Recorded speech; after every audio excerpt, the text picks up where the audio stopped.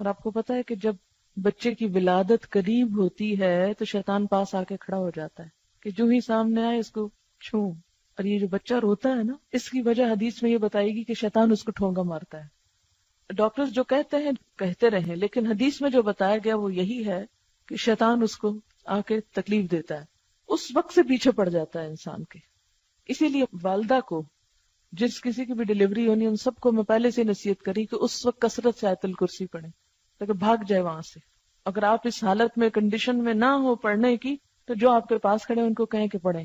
تو بہرحال کہتے کہ اس کے بچوں کو، ذریت کو، لَأَحْتَنِكَنَّ، البتہ ضرور قابو میں کر لوں گا، کھا جاؤں گا، ذریتہ، اس کی اولاد کو، اس کے بچوں کو، الا قلیلا، مگر بہت تھوڑے، بہت کم. یہ لفظ جو احتنکنا ہے یہ بہت جامع لفظ ہے. ہا نون کاف، حنکا، حنکا اور حنکا کا لفظی معنی ہوتا ہے کسی چیز کو چبا کر نرم کرنا. اور چبا کر نرم کسی چیز کو کس لیے کیا جاتا ہے؟ تاکہ اس کو نگلا جا سکے. کسی سخت چیز کو آپ نگل نہیں سکتے، تو پہلے آپ اس کو کیا کرتے ہیں؟ چباتے ہیں، نرم کرتے ہیں، پھر اندر لے جاتے ہیں.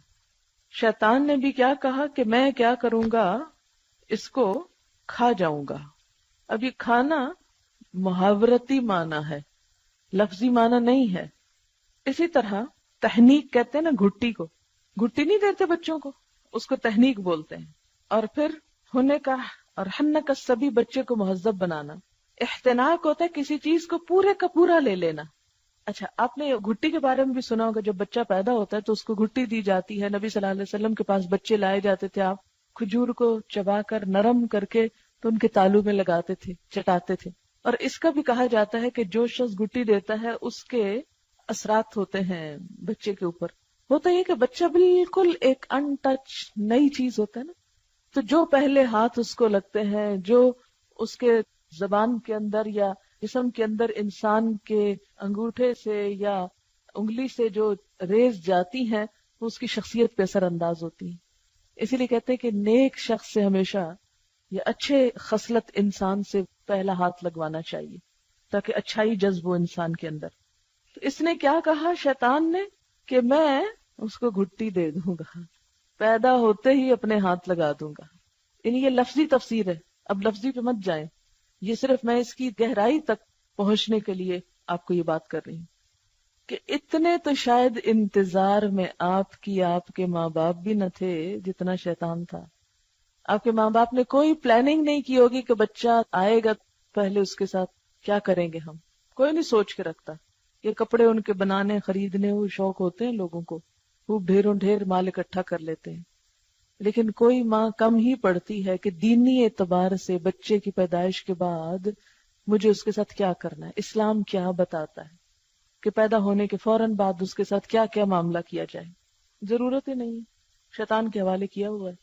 اب آپ خود سوچیں کہ ہمارا دشمن اتنا ہوشیار ہے کہ وہ اپنے ساتھ ملانے کے لیے کھڑا ہے وہاں. پہلے اس کو میں لے لوں گا، میں اپنا بنا لوں گا. جاتا ہے کہاں؟ ہمیں ہے کسی کو اللہ کا بنانے یا اپنا اس لیے بنانے کی فکر کہ اس کو اللہ کی طرف لے چلنا ہے. ایک ایک پہ نظر رکھے ہوئے. اور میں اگر مجھے مہلت مل گئی نا تو میں اپنے قابو میں کر لوں گا، اپنا بنا لوں گا. اسی طرح احتنک الفرس، فرس کہتے ہیں گھوڑے کو، گھوڑے کے منہ میں رسی لگانے کے لیے استعمال ہوتا ہے. کبھی آپ ٹانگے پہ بیٹھے ہوں تو اس کی جو باگیں لگائی جاتی ہیں، یعنی لگام جو لگائی جاتی، یعنی میں اس کو لگام دوں گا. اچھا، جب لگام کسی چیز کی ہاتھ میں آ جائے، گھوڑے کی لگام جب گھوڑا چلانے والے کے ہاتھ میں آ جائے تو پھر کیا ہوتا ہے؟ وہ اس کو پوری طرح اپنے قابو میں کر لیتا ہے، پوری طرح اپنے قبضے میں کر لیتا ہے. جدھر چاہتا ہے اس کو موڑتا ہے، جدھر چاہتا ہے اسے جانے سے روک لیتا ہے. تو کہتے ہیں کہ میں اس کی اولاد کو لگام لگا لوں گا.